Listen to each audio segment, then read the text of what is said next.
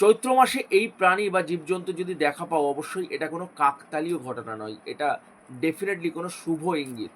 এটা ইউনিভার্সের কোনো শুভ ইঙ্গিত যে তোমার কোনো ভালো কাজ হতে পারে, শুভ কাজ হতে পারে, তোমার জীবনে হঠাৎ অর্থপ্রাপ্তির যোগ তৈরি হতে পারে, তোমার জীবনে মা লক্ষ্মীর আগমন ঘটতে পারে। নাম্বার ওয়ান, চৈত্র মাসে যদি বাড়িতে কালো পিঁপড়ের আগমন ঘটে, এটা অত্যন্ত শুভ ইঙ্গিত বলে মনে করা হয়।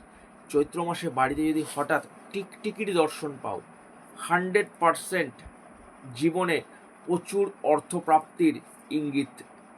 চৈত্র মাসে যদি গরুর দর্শন পাও, বাছুরের দর্শন পাও, ডেফিনেটলি স্বয়ং ভগবানের দর্শন পাওয়া।